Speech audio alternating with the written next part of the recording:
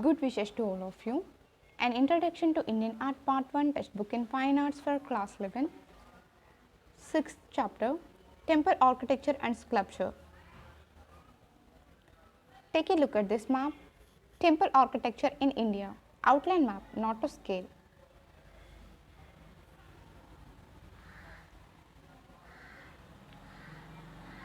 Take a look at this image.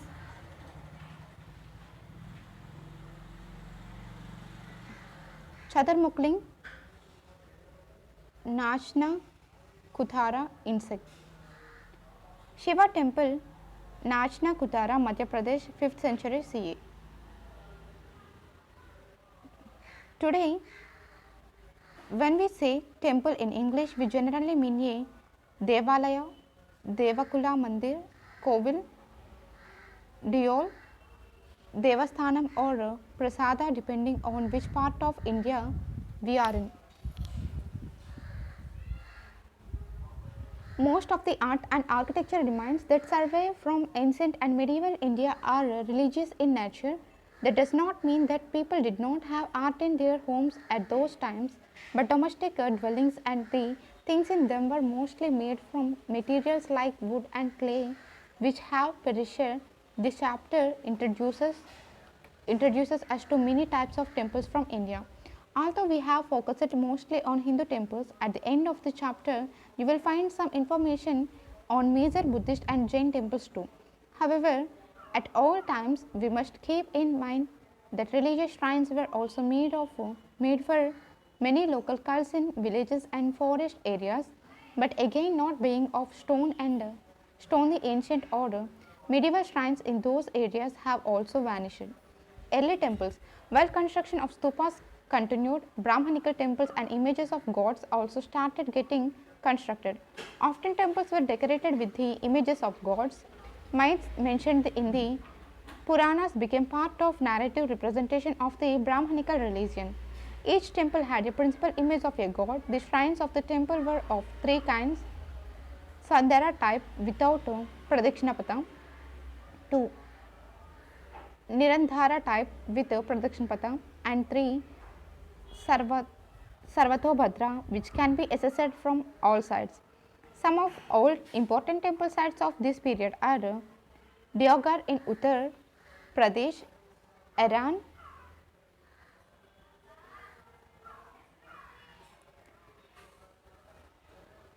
Nach Kuthara and Udayagiri near Vidisha in Madhya Pradesh. These temples are simply structures consisting of a veranda, a hall and a shrine at the rear.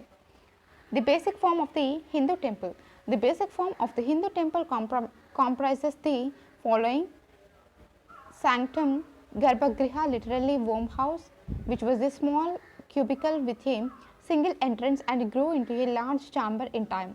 The Garbhagriha is made to house the main icon, which is itself the focus of much ritual attention. One entrance of the temple, which may be a portico or a coordinated hall that incorporates space for a large number of worshippers and is known as a mandapa. Freestanding temples tend to have a mountain-like spire which can take the shape of a curving shikara in North India and a pyramidal tower called a Vimana. In South India, the Vahan, that is the mouth or vehicle of the temple's main deity, along with a standard pillar or dvaj, is placed axially before the sanctum. Two broad orders of temples in the country are known: Nagara in the north and Dravida in the south. At times, the visit styles of temples as an independent style created throughout the selective mixing of the Nagara and Dravida orders is mentioned by some scholars. Elaborate studies are available on the various sub-styles within these orders. We will look into the differences in the forms further on in the chapter. As temples grew more complex, more surfaces were created for sculpture through additive geometry, that is, by adding more and more rhythmical projecting symmetrical walls and niches without breaking away from the fundamental plan of the shrine. Take a look at this image. Nagara temple, Garbhagriha, Shikara, Kalsha, Amalaka. Sculpture, iconography and ornamentation. The study of images of deities falls within a branch of art history called iconography, which consists of identification of images based on certain symbols and mythologies associated with them. And very often, while the fundamental myth and meaning of the deity may remain the same for centuries, its specific usage at a spot can be a response to its local or immediate social, political, or geographical context. Every region and period produced its own distinct style of images with its regional variations in iconography. The temple is covered with elaborate sculpture and ornament that form a fundamental part of its conception.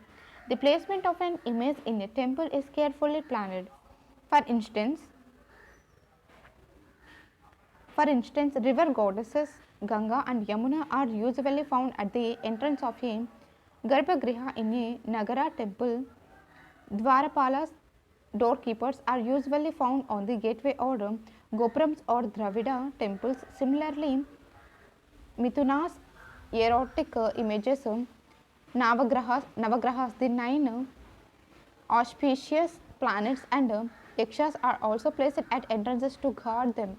Various forms or aspects of the main divinity are to be found on the outer walls of the sanctum. The deities of directions, that is the Ashtadi, Ashtadikpalas, Ashtadikpalas face the 8 key direction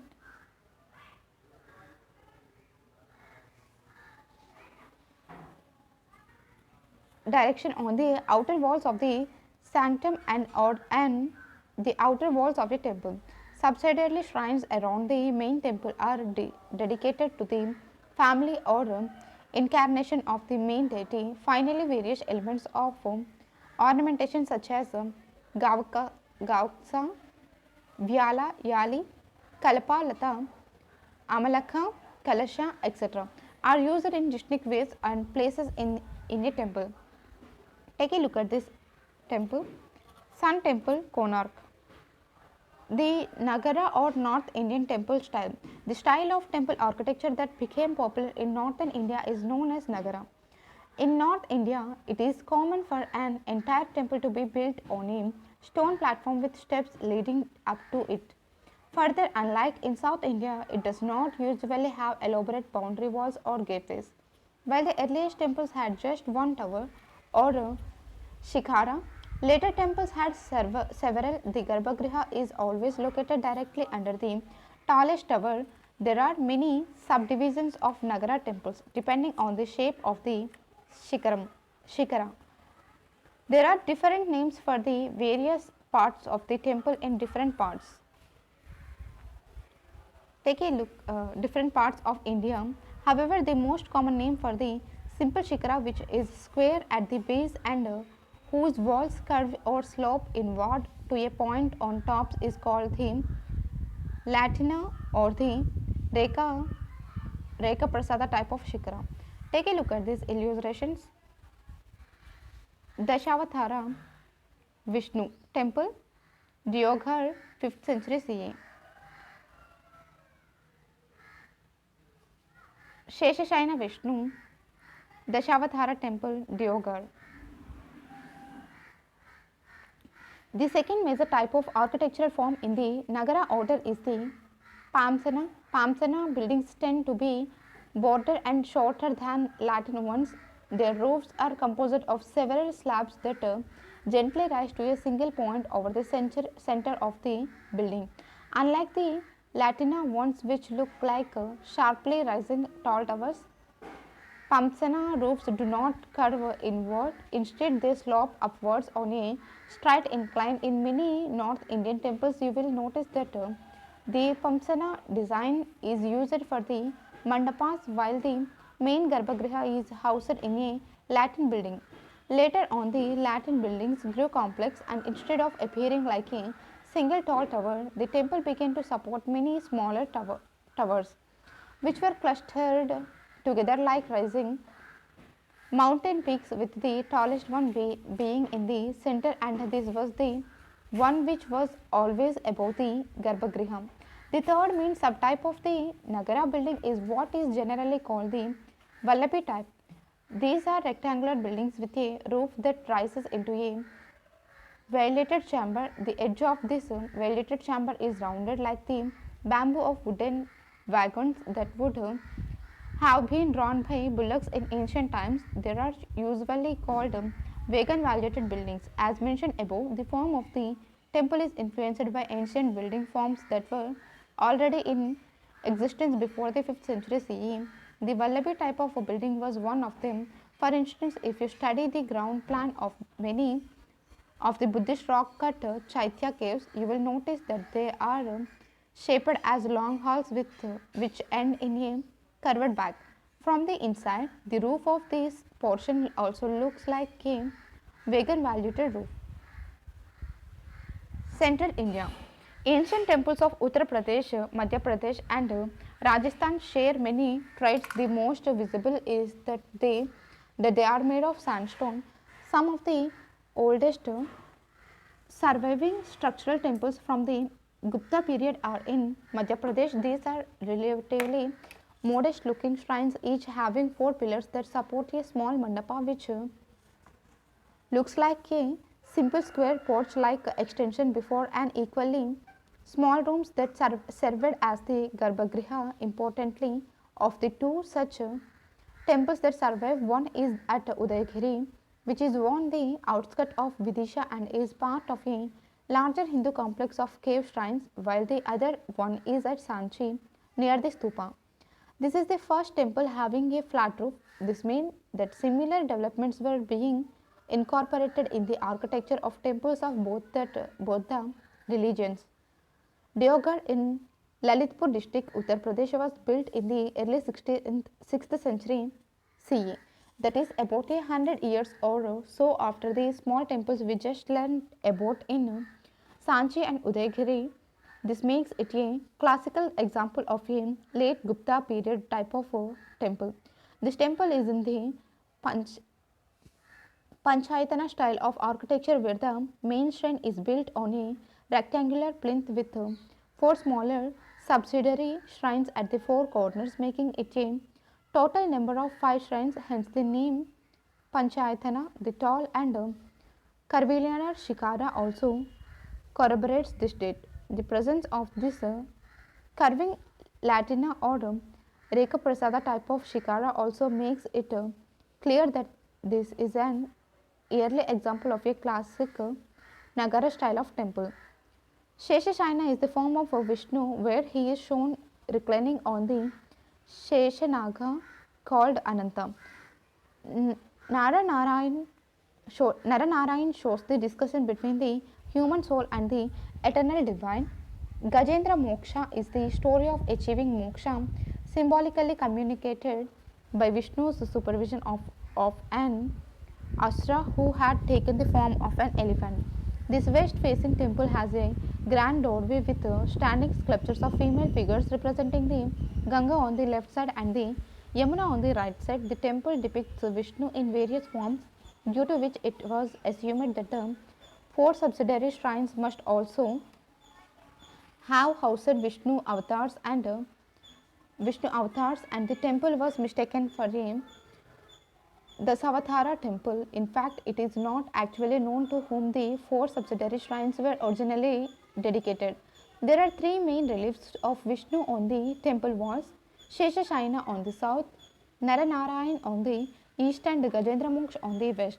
The temple is west facing, which is less common as most temples are east or north facing. Numerous temples of smaller dimension have been constructed over a period of time. By contrast, if you study the temples of Khajuraho made by the Chandela kings in the 10th century, that is about 400 years after the temple at Deoghar, we can see how dramatically the shape and style of the Nagara temple architecture had developed. Take a look at these temples. Vishwanatha Temple, Khajuraho. Kandarya Mahadeya Temple, Khajuraho. The Lakshmana temple of Khajuraho dedicated to Vishnu was built in 954 by the Chandela king Dhanga, a Nagara temple. It is placed on a high platform assisted by stairs. There are four smaller temples in the corners and all the towers or shikaras rise high upward in a curved pyramidal pyramidal fashion, emphasizing the temple's vertical thrust ending in a horizontal fluted disc called an amalak topped with a kalash or vase. The crowning elements, amalak and kalash, are to be found on all Nagara temples of this period.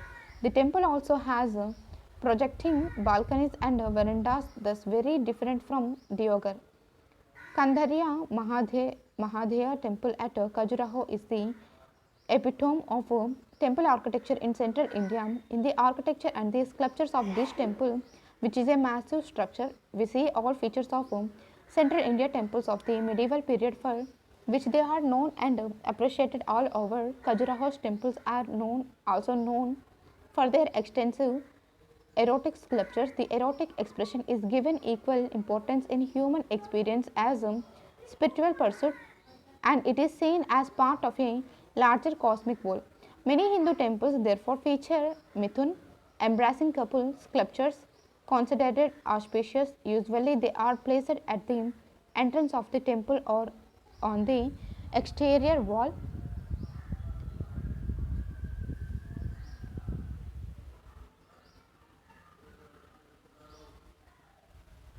Exterior wall, or they may also be placed on the walls between the mandapa and the main shrine. Khajuraho's sculptures are highly stylish with the typical features. They are in more almost full relief, cut away from the surrounding stone, with sharp noses, prominent chins, long slanting eyes and eyebrows.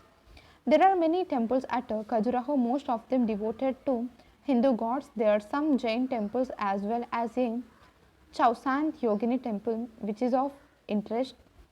Predating the 10th century, this is a temple of small square shrines of roughly hewn granite blocks, each dedicated to devis or goddesses associated with the rise of tantric worship after the 7th century.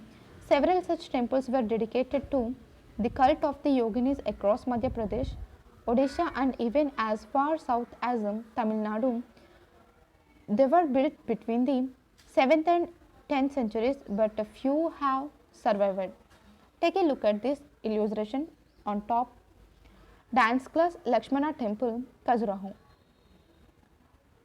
Sun Temple, Modhera, Gujarat, West India.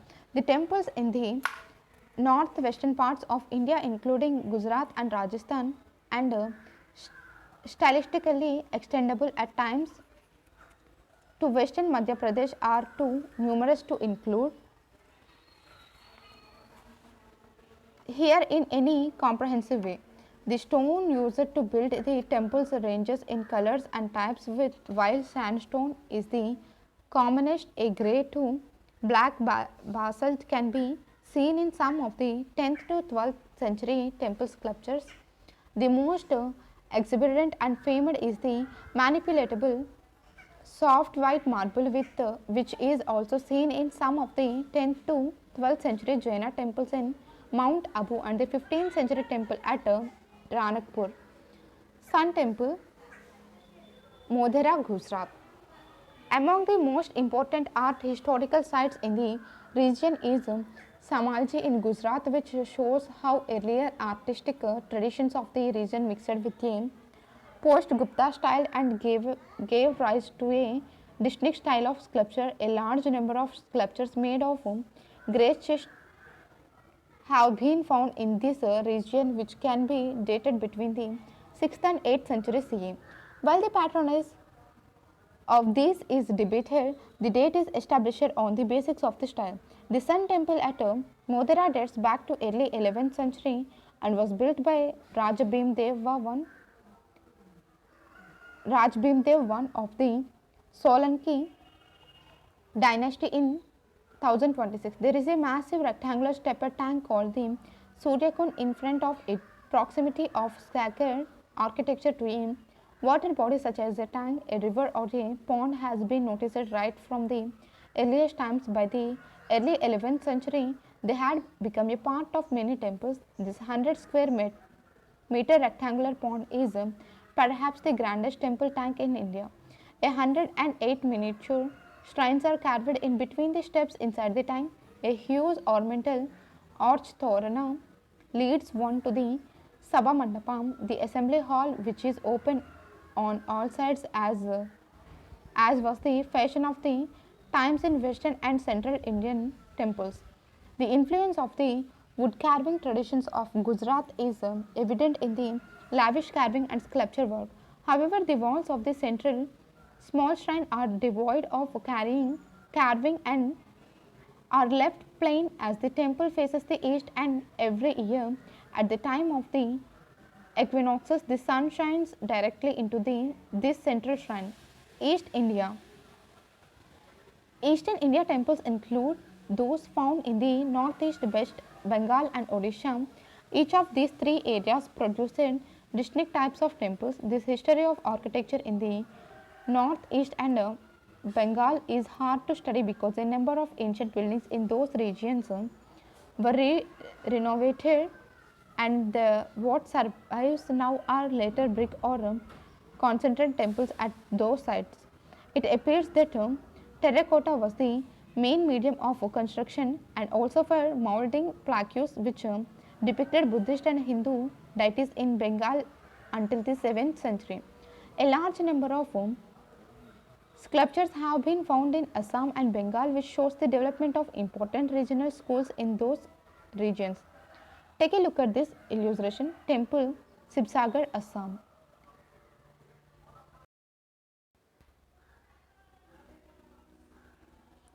Assam, an old 6th century sculpted door frame from Daparvatya near Tezpur, and another few stray sculptures from Rangor, Rang, Rangaghora tea estate near Tinsukia in Assam bear witness to the import of the Gupta idiom in that region. This post-Gupta style continued in the region well into the 10th century.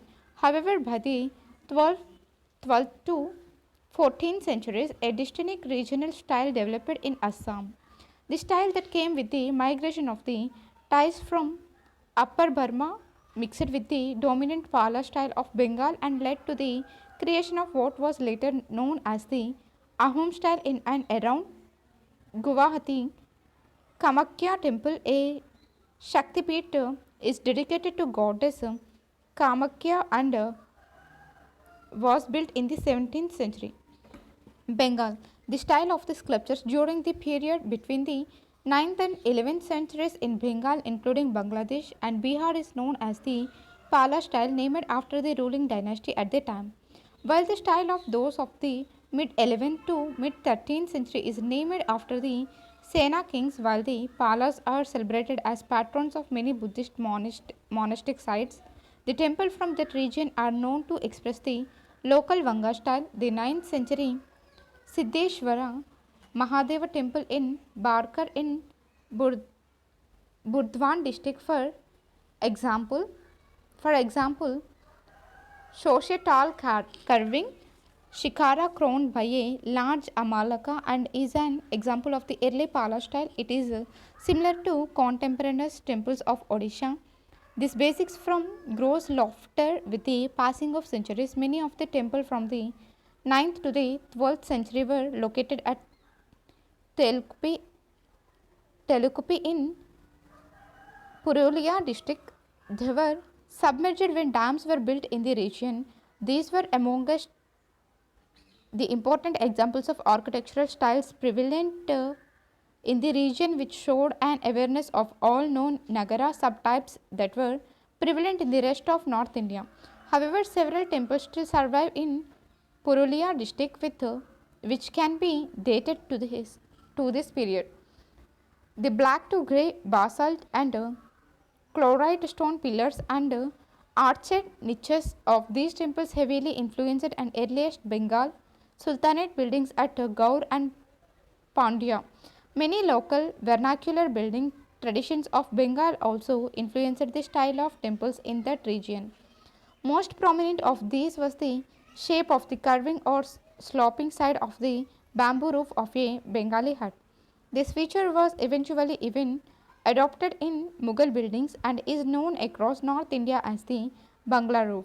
In the Mughal period and later scores of terracotta brick temples were built across Bengal and Bangladesh in a unique style that had elements of local building techniques seen in bamboo huts, which were combined with older forms reminiscent of the Pala period and with the form of arches and domes that were taken from Islamic architecture.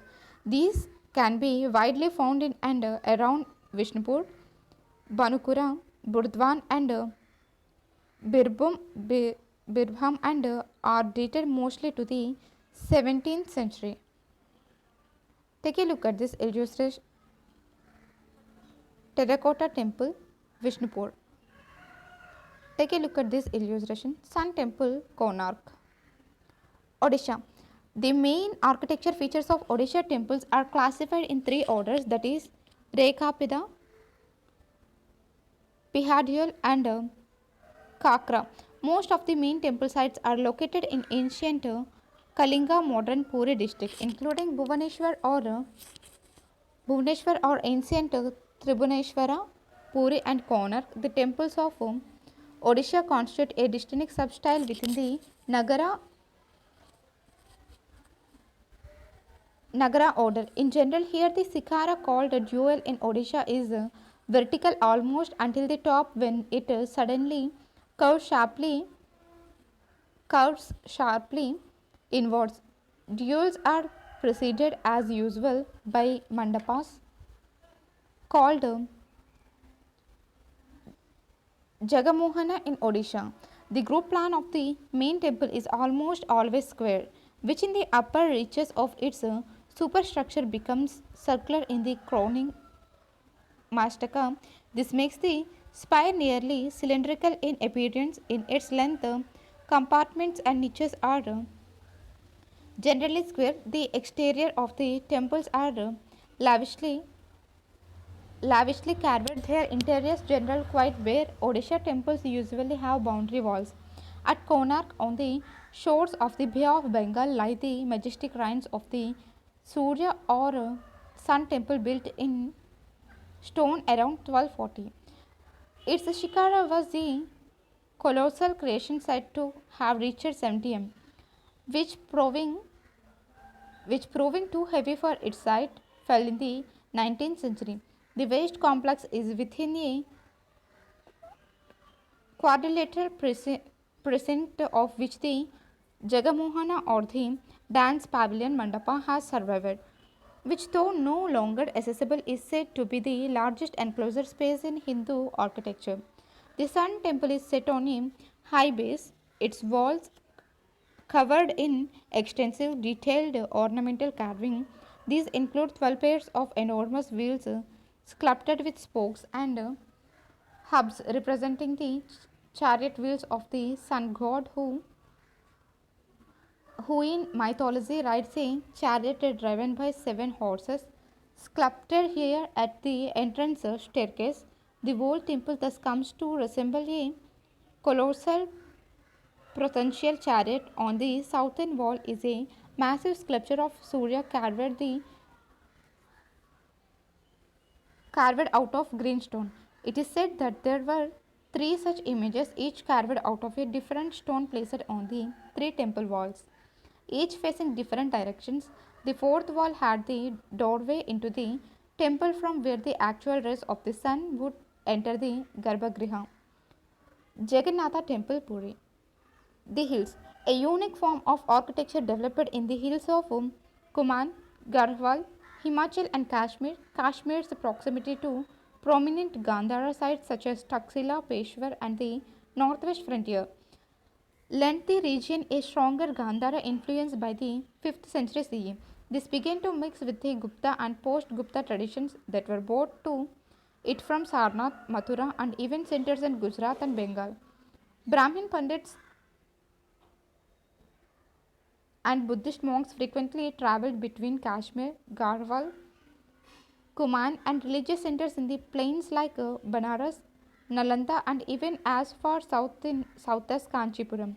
As a result, both Buddhist and Hindu traditions began to intermingle and spread in the hills. The hills also had their own tradition of wooden buildings with pitched roofs at several places in the hills. Therefore, you will find that while the main Garbhagriha and Shikara are made in a Rekha Prasada or Latina style, the mandapa is of an older form of wooden architecture. Sometimes the temple itself takes on a pagoda shape.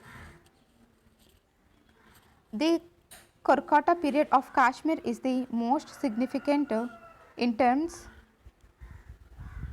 most significant in terms of architecture. One of the most important temples is Pandritan, built during the 8th and 9th centuries in keeping with the tradition of the water tank attached to the shrine. This temple is built on a plinth built in the middle of a tank. Although there are evidences of both Hindu and Buddhist followings in Kashmir, this temple is a Hindu one, possibly dedicated to Shiva. The architecture of this temple is in keeping with the age old Kashmiri tradition of wooden buildings. Due to the snowy conditions in Kashmir, the roof is peaked and slants slowly outward. The temple is moderately ornamented, moving away from the post Gupta aesthetics of heavy carving. A row of elephants at the base and a decorated doorway are the only embellishments on the shrine. Take a look at these temple complexes in hills.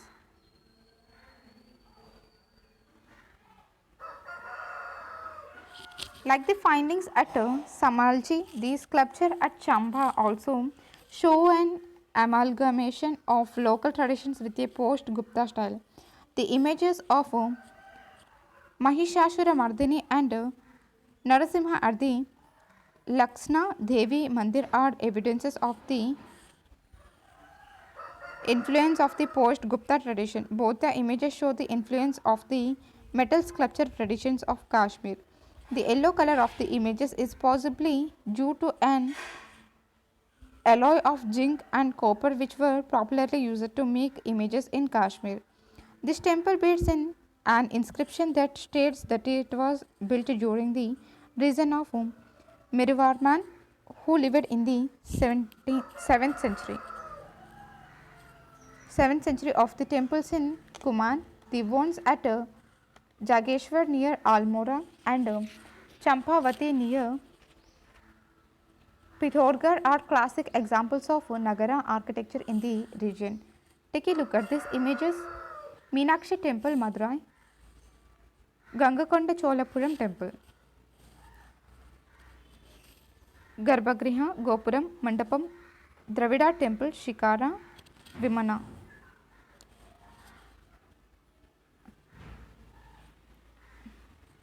The Dravida or South Indian temple style. Unlike the Nagara temple, the Dravida temple is enclosed within a compound wall. The front wall has an entrance gateway in its center, which is known as a Gopuram. The shape of the main temple tower, known as Vimana in Tamil Nadu, is like a stepped pyramid that rises up geometrically rather than the curving shikara of North India in the South India temple. The word shikara is used only for the crowning element at the top of the temple, which is usually shaped like a small stupika or an octagonal cupola. This is equivalent to the Amlak and Kalasha of North Indian temples. Whereas at the entrance to the North Indian temples Garbhagriha, it would be usual to find images such as Mithunas and the river goddesses Ganga and Yamuna. In the south, you will generally find sculptures of fires, Dwarapalas, or the doorkeepers guarding the temple. It is common to find a large water reservoir or a temple tank enclosed within the complex. Subsidiary shrines are either incorporated within the main temple tower or located as distinct separate small shrines beside the main temple. The North Indian idea of multiple shikaras rising together as a cluster was not popular in South India, At some of the most sacred temples in South India, the main temple in which the Garbhagriha is situated has, in fact, one of the smallest towers. This is because it is usually the oldest part of the temple. With the passage of time, the population and size of the town associated with the temple would have increased and it would have become necessary to make a new boundary wall around the temple. This would have been taller than the last one and its gopurams would have been even loftier. So, for instance, the Srirangam temple in Tiruchirappalli has as many as 7 concentric rectangular enclosure walls, each with gopurams. The outermost is the newest, while the tower right in the center housing the Garbhagriha is the oldest. Temples thus started becoming the focus of urban architecture. Kanchipuram, Tanjavur or Tanjore, Madurai and Kumbakonam are the most famous temple towns of Tamil Nadu, where during the 8th to 12th centuries the role of the temple was not limited to religious matters alone. Temples became rich administrative centers controlling vast areas of land. Just as there are many subdivisions of the main types of Nagara temples, there are subdivisions also of Dravida temples. These are basically of 5 different shapes: square usually called kota, and also chaturasra rectangular or shala or ayatsra, elliptical called gajapristha or elephant backed, or also called vrittayatha, deriving from vacant valued shapes of apsidal chaityas with a horseshoe shaped entrance facade, usually called a nasi, circular or vritta, and octagonal or ashtasra. Generally speaking, the plan of the temple and the shape of the vimana were conditioned by the iconographic nature of the consecrated deity. So, it was appropriate to build specific types of temples for specific types of icons. It must, however, be remembered that this is a simplistic differentiation of the subdivisions. Several different shapes may be combined in specific periods and places to create their own unique style. Shore Temple, Mahabalipuram.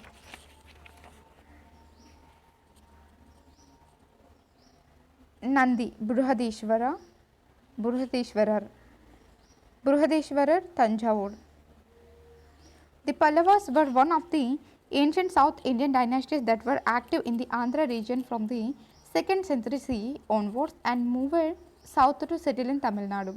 Their history is better documented from the 6th to the 8th century, when they left many inscriptions in stone and several monuments. Their powerful king spread their empire to various parts of the subcontinent, at times reaching the borders of Odisha, and their links with Southeast Asia were also strong. Although they were mostly Shaivite, several Vaishnava shrines also survived from their region, and there is no doubt that they were influenced by the long Buddhist history of the Deccan. Their early buildings, it is generally assumed, were rock cut, while the later ones were structural. However, there is a reason to believe that structural buildings were well known even when rock cut ones were being excavated. The early buildings are generally attributed to the region of Mahendravarman I, a contemporary of the Chalukya king Pulakeshin II of Karnataka.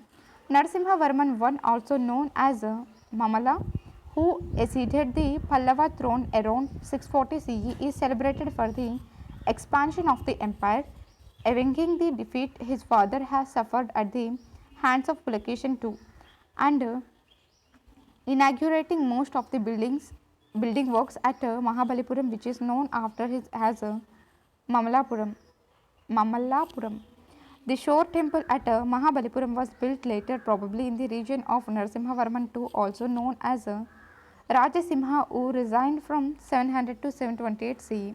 Now it is oriented to the east facing the ocean, but if you study it closely, you will find that it actually houses 3 shrines.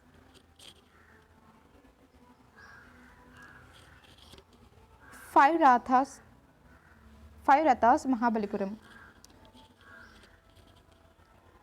You will find that it actually houses three shrines, two to Shiva, one facing east and the other west, and a middle one to Vishnu, who is shown as Ananta Shaina.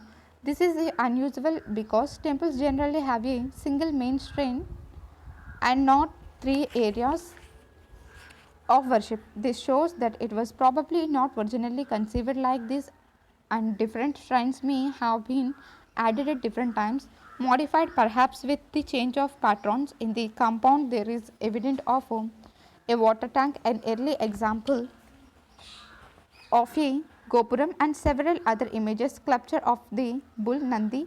Shiva's mount line the temple walls, and these along with the carvings on the temple's lower walls have suffered severe disfiguration due to erosion by saltwater laden air over the centuries.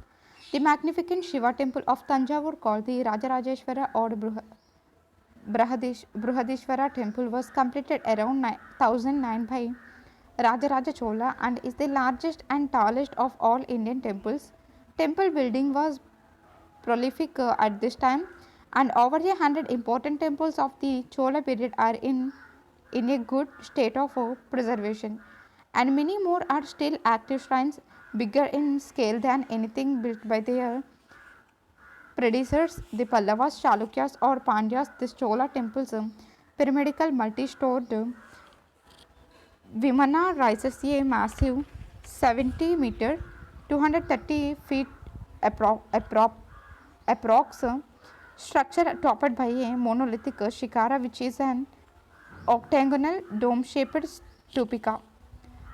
It is in this temple that one noticed for the first time two large gopuras, gateway towers, with an elaborate sculptural program which was conceived along with the temple. Huge Nandi figures dot the corners of the shikara, and the kalsha on top by itself is about 3 meters and 8 centimeters in height.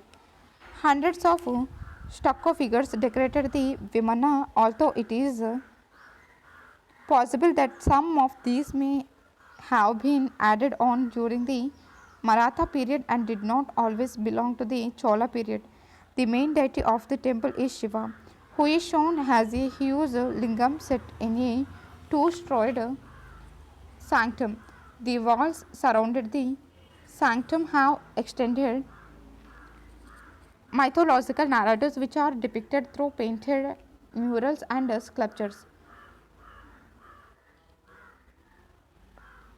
Kailasnath Temple, Ellora. Architecture in the Deccan. Many different styles of temple architecture influenced by both North and South Indian temples were used in regions like Karnataka, while some scholars considered the buildings in this region as being distinctly either Nagara or Dravida, a hybrid style that seems to have become popular after the mid 17th century. It is known in some ancient texts as Vesara. By the late 7th or the early 8th century, the ambitious projects at Ellora became even grander. By about 750 CE, the early Western Chalukya control of the Deccan was taken by the Rashtrakutas. Their greatest achievement in architecture is the Kailasnath temple at Ellora, a culmination of at least a millennium long tradition in rock cut architecture in India. It is a complete Dravida building with a Nandi shrine. Since the temple is dedicated to Shiva, a gopuram like gateway surrounding cloisters, subsidiary shrines, staircases, and an imposing tower or Vimana rising to 30 meters. Importantly, all of this is carved out of living rock. One portion of the monolithic hill was carved patiently to build the Kailasnath temple. The sculpture of the Rashtrakuta praise at Ellora is dynamic. The figures, often larger than life size, infused with unparalleled grandeur and the most overwhelming energy. In the southern part of the Deccan, that is in the region of Karnataka, is where some of the most experimental hybrid styles of Vesara architecture are to be found. Temple Bhadami, Durga Temple Aihole. Pulakeshin I established the Western Chalukya kingdom when he secured the land around Badami in 543. The early Western Chalukyas ruled most of the Deccan till the mid 8th century when they were superseded by the Rashtrakutas. Early Chalukyan activity also taken the form of rock cut caves while later activity is of structural temples. The earliest is probably the Ravanapati cave at Aihole, which is known for its distinctive sculptural style. One of the most important sculptures at the site is of Natras, surrounded by larger than life size depictions of the Saptamatrikas, 3 to Shiva's left and 4 to his right. The figures are characterized by graceful, slim bodies, long oval faces topped with extremely tall cylindrical crowns and shown to wear short dhotis marked by fine incised striations indicating pleating. They are distinctly different from contemporary Western Deccan or Vakataka style seen at places such as Paunar and Ramtek in Maharashtra. Virupaksha Temple, Pattadakal, Somnathpuram Temple. The hybridization and incorporation of several styles was the hallmark of Chalukya buildings. The most elaborate of all Chalukya temples at Patadakal, made in the region of Vikramaditya to 733 to 44 by his chief queen Lokamahadevi, is Virupaksha temple. Another important temple from this site is Papnath temple dedicated to Lord Shiva. The temple is one of the best early examples of the Dravida tradition. By contrast, other eastern Chalukyan temples like the Mahakuta 5 kilometers from Radhami and the Swarga Brahma temple at Alampur show a greater assimilation of northern styles from Odisha and Rajasthan. At the same time, the Durga temple at Aihole is unique, having an even earlier style of an apsidal shrine which is reminiscent of Buddhist Chaitya halls and is surrounded by a veranda of a later kind with a shikara that is stylistically like a Nagara one. Finally, mention must be made of the Ladkan temple at Aihole in Karnataka. This seems to be inspired by the wooden roofed temples of the hills, except that it is constructed out of stone. How then shall we understand these different styles at one place? At curiosities or as innovations, undoubtedly they are dynamic expressions of a creative set of architects who were competing with their peers in the rest of India. Whatever one's explanation is, these buildings remain of great art historical interest. With the warning of Chola and Pandya power, the Hoysala of Karnataka grew to prominence in South India and became the most important patron centered at Mysore. The remains of around 100 temples have been found in southern Deccan, though it is only 3 of them that are most frequently discussed. The temples at Belur, Hailbid and Somnathpuram. Perhaps the most characteristic features of these temples is that they grow extremely complex with so many projecting angles emerging from the previously straightforward square temple that the plan of these temples starts looking like a star and is thus known as a stellate plan since they are made out of soapstones, which is a relatively soft stone. The artists were able to carve their sculptures intricately. This can be seen particularly in the jewelry of the gods that adorn their temple walls. The Hoyhaleswara temple, lord of the Hoysalas at Helbit in Karnataka, was built in dark schist stone by the Hoysala king in 1150.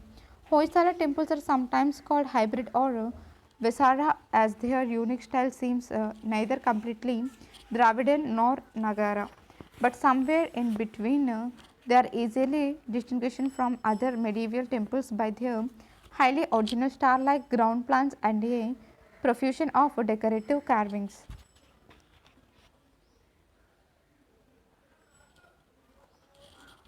Dedicated to Shiva as Nataraja, Helbid temple is a double building with a large hall for the mandapa to facilitate music and dance.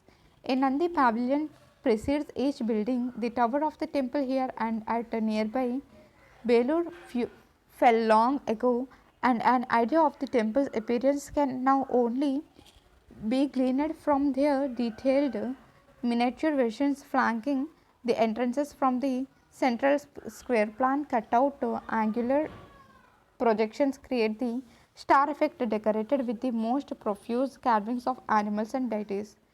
So intricate is the carving that it is said, for instance, in the bottommost frieze featuring a continuous procession of hundreds of elephants with their mahouts.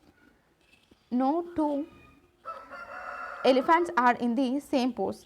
Founded in 1336, Vijayanagara, literally city of victory, attracted a number of international travelers such as the Italian Niccolo di Conti, the Portuguese Domingo Paes, Fernand Nunez and Doughty Barbosa, and the Afghan Abd al Razak, who have left vivid accounts of the city. In addition, various Sanskrit and Telugu works document the vibrant literary traditions of this kingdom. Architecturally, Vijayanagara synthesis the centuries old Dravida temple architecture with Islamic styles demonstrated by the neighboring sultanates. Their sculpture too, although fundamentally derived from and consequently seeking to recreate Cholar ideals, occasionally shows the presence of foreigners. Their eclectic reigns from the late 15th and early 16th century preserves a fascinating time in history, an age of wealth, exploration and cultural fusion. Buddhist and Jain architectural developments. So far, although we have focused on the nature of developments in Hindu architecture from the 5th to 14th century, it must constantly be kept in mind that this was also the very period when Buddhist and Jain developments were equally vibrant and often went hand in glove with the Hindu ones. Sites such as Ellora have Buddhist, Hindu and Jain monuments. However, Badhami, Khajuraho and Kannauj have the remains of any two of the religions right next to each other. When the Gupta Empire crumbled in the 6th century CE, this eastern region of Bihar and Bengal, historically known as Magadha, appears to have remained unified, whilst numerous small Rajput principalities sprang up to the west. In the 8th century, the Palas came to power in the region. The second Pala ruler, Dharmapala, became immensely powerful and established an empire by defeating the powerful Rajputs Pratiharas.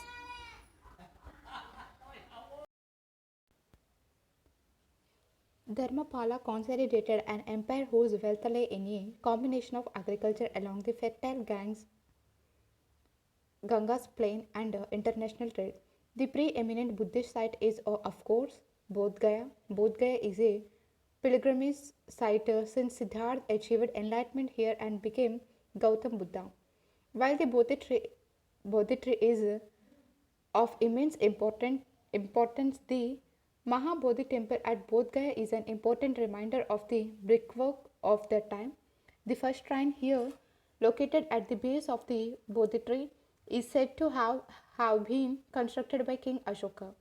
The Vedika around it is said to be post-Mauryan of about 100 BCE. Many of the sculptures in the niches in the temple are dated to the 80th century Pala period, while the actual Mahabodhi temple itself, as it stands now, is largely a colonial period reconstruction of the old 7th century design. The design of the temple is unusual. It is, strictly speaking, neither Dravida or Nagara. It is narrow like a Nagara temple, but it rises without curving like a Dravida one. Mahabodhi Temple, Bodh Gaya, Nalanda University.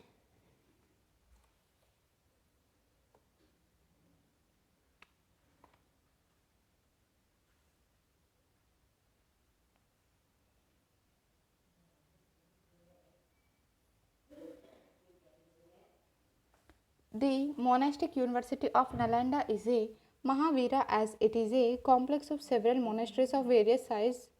Till date, only a small portion of this ancient learning center has been excavated as most of it lies buried under contemporary civilization, making further excavations almost impossible.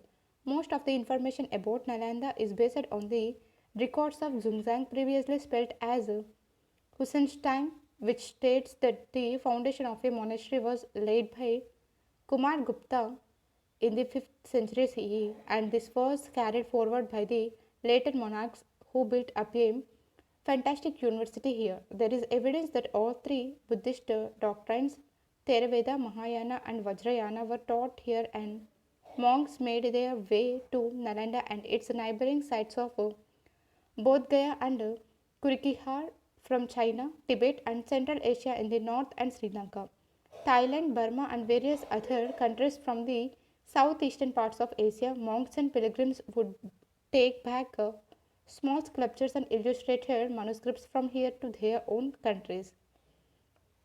Buddhist monasteries like Nalanda thus were profile, prolific centers of art production that had a decisive impact on the arts of all Buddhist countries in Asia.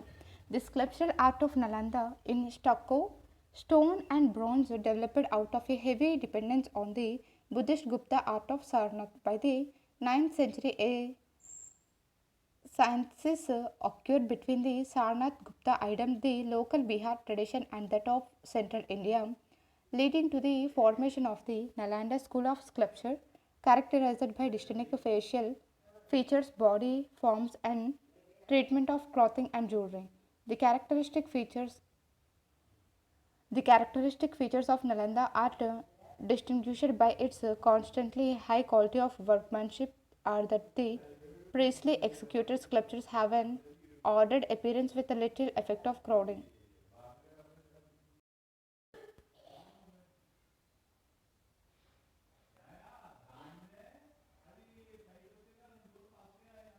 Sculptures are also usually not flat in relief but are depicted in three-dimensional forms.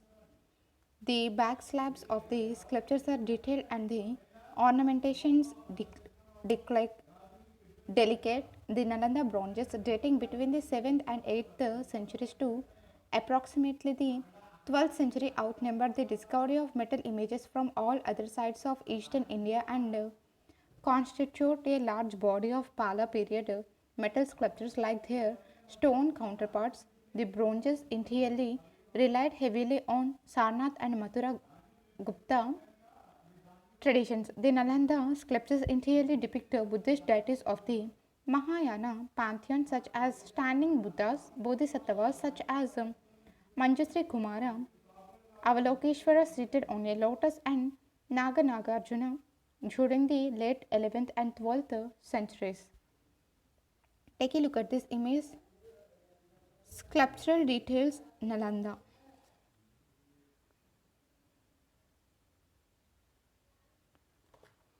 Excavated site Nalanda. When Nalanda emerged as an important tantric center, the repertoire came to be dominated by Vajrayana deities such as Vajrasharadha, a form of Saraswati, Kasarpana, Avalokeshvara, etc. Depictions of crowned Buddhas occur commonly only after the 10th century. Interestingly, various Brahmanical images not conforming to the Sarnath style have also been found at Nalanda, many of which are still worshipped in small temples in villages around the site.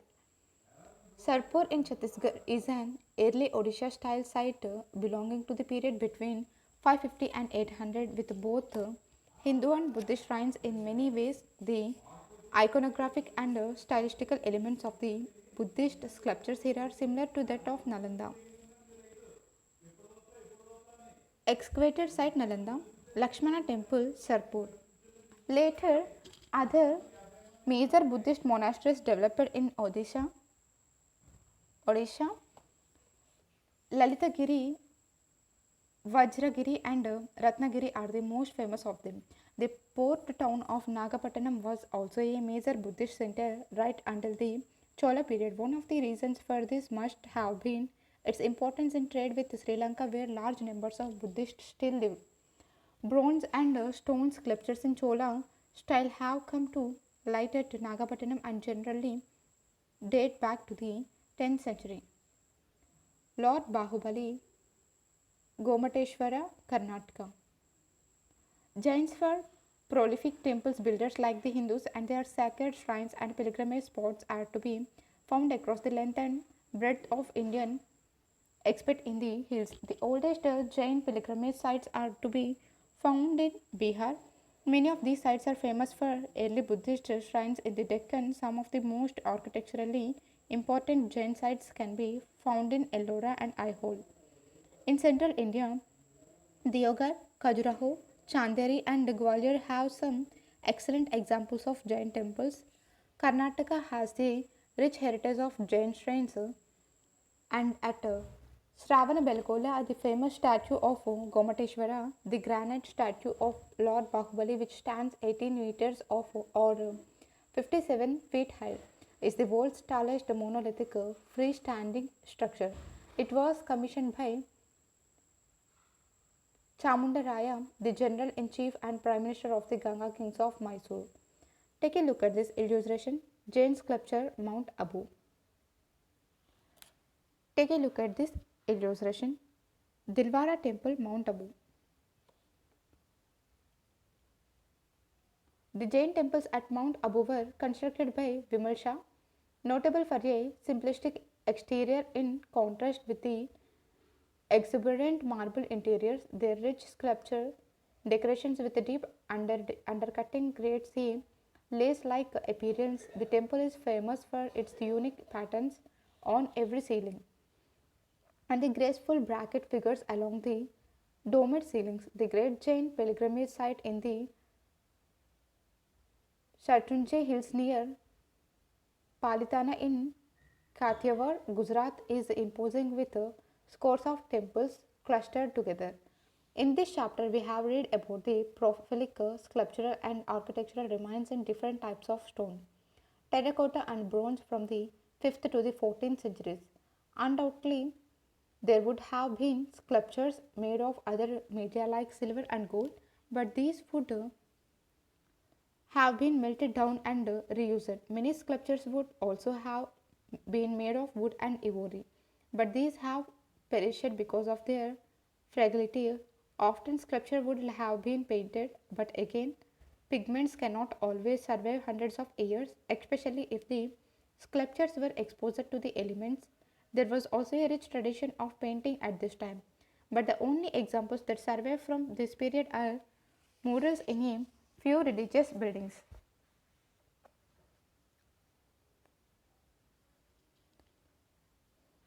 Mahabalipuram.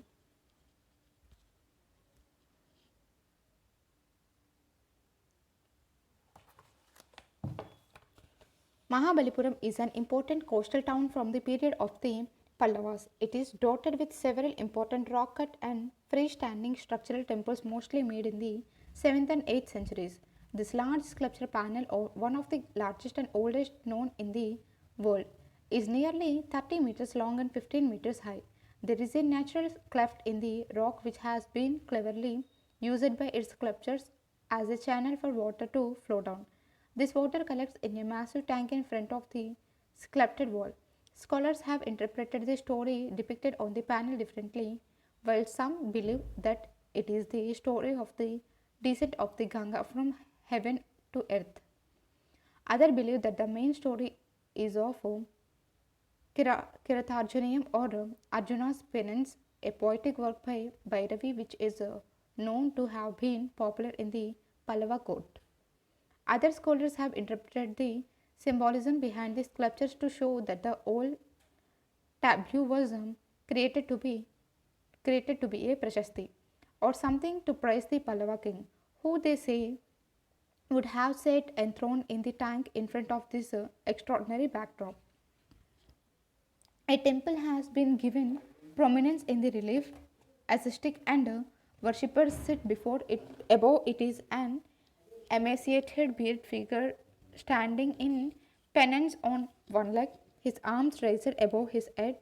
He has been identified by some as Bhagirath and by others as Arjuna. Arjuna's penance was to obtain the Pashupata weapon from Shiva, whereas Bhagiratha prayed to have Ganga brought to earth.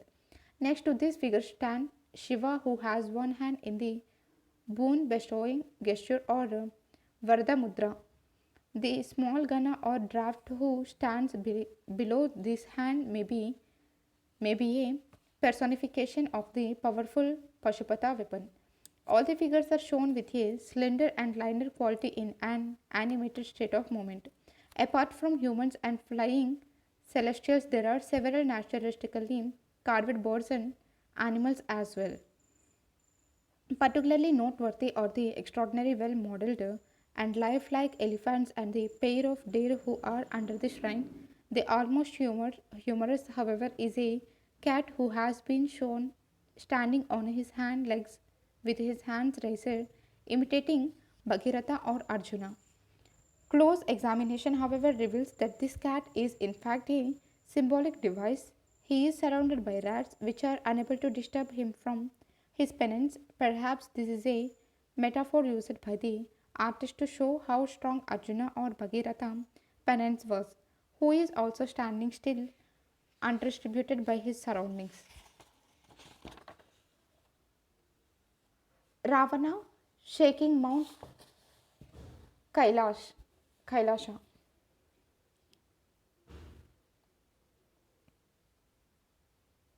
Carvings on outer wall, Kailasnath Temple, Ellora. The theme of Ravana shaking Mount Kailasha has been depicted several times in the caves of Ellora, but the most noteworthy of all is the one depicted on the left wall of Kailasnath Temple, cave number 16 at Ellora. The image is dated to the 8th century CE. It is a colossal sculpture and is considered as one of the masterpieces of Indian sculpture. It depicts the episode of Ravana shaking Mount Kailas when Lord Shiva, along with Parvati and others, were on the mountain. The composition is divided into several tiers. The lower tier depicts Ravana, multifaceted and multi-armored, shaking the mount with ease. The depth of carvings of the multiple hands brings out the effect of three-dimensional space. Ravana's body is angular, pushing one leg inside. The hands are expanded on the sides of the inside chamber created by the image of Ravana. The upper half is divided into three frames, the center occupied by the image of Shiva and Parvati. Parvati is shown moving close to Shiva, scared by the commotion on the hill. Her stretched legs and slightly twisted body in the recessed space create a very dramatic effect of light and shade. The volume of sculpture is very pronounced. The attendant figures are equally voluminous. The Gana draft figures are shown in action, involved in their activities. The celestial beings above Shiva and Parvati witnessing the event are shown in frozen moment. Protrusion of volume and recession in this space are important landmarks in the images of the Ellora caves. Light and darkness has been exploited by creating the images in full round. Their torsos are slender with heaviness in its surface treatment. Arms are slim in full round.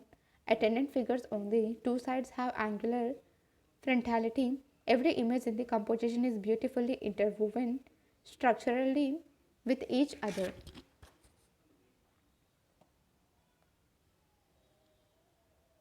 Lakshmana Temple in Khajuraho.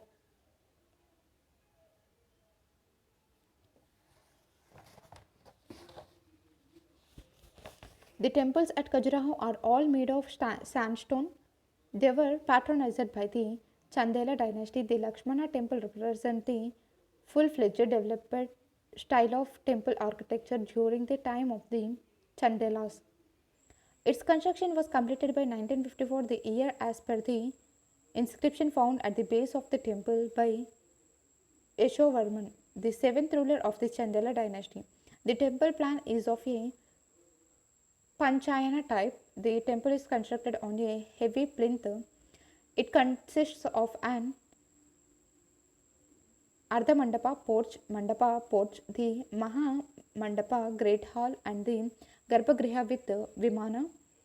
Each part has a separate roof rising backward. All the halls have projected porches on their walls but are not accessible to visitors. Their use is functional mainly for light and ventilation. The outer walls of the Garbhagriha and the outer and inner walls around the circumambulatory path are decorated with sculptures. The shikara on the Garbhagriha is tall. The Khajuraho temples are also known for their erotic sculptures. Many erotic sculptures are carved on the plinth wall. Some erotic sculptures are carved on the actual wall of the temple. Tile arrangements on the walls provided a very specific space for the placement of the images. And the interior halls are also decorated profusely. The entrance to the Garbhagriha is sculpted with heavy, voluminous pillars and lintels carved with small images as part of the door decoration. An image of Chaturmukha Vishnu is in the Garbhagriha. There are 4 shrines in each corner of the temple. There are images of Vishnu in 3 shrines and Surya in one, which can be identified by the central image on the lintel of the shrine doors. Drapery and ornaments are given a lot of attention. A large number of bronze sculptures have been found in the country, which shall be discussed in the next chapter. We will focus it on the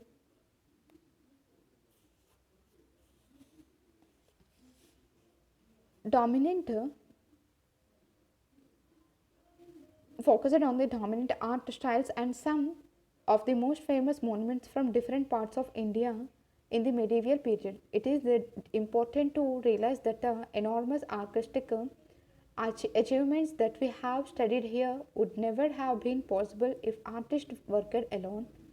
These large projects would have brought architects, builders, sculptors, and painters together.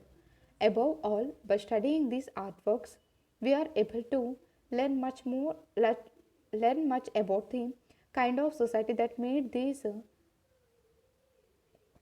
objects. Through them, we can surmise what their buildings were like, what types of clothes they were, and above all, we can use the art material to reconstruct the history of their religions. These religions, as we have seen, were many and diverse and constantly changing. Hinduism, Buddhism, and Jainism each have a plethora of gods and goddesses, and this was the period when Bhakti and Tantra, two major developments, affected them. Temples also became a space for many other art forms such as music and dance, and from the 10th century onwards, temples became large landowners as kings and feudal lords gave them land for their maintenance and upkeep and performed an administrative role as well. Project work. Find any temple or monastery in or around your town and note down its important features such as different architectural features, sculptural style, identification of images, dynastic affiliation, and patronage. Exercise question number 1. Mark out all the places discussed in this chapter on a map of India. Question number 2. What are the commonalities and differences between North India and South India temples? Make a diagram to supplement your answer. Question number 3. Bring out the stylistic differences of any two sculptural traditions such as Pala, Chola, Pallavas, Chandela, etc. Using either drawing, painting or clay modeling. Supplement your project with a written assignment that explains the salient features of the two styles you have chosen. Question number 4. Compare any two temple, temple styles in India. Supplement with a line drawing. Question number 5. Trace the development in Buddhist art. Thank you.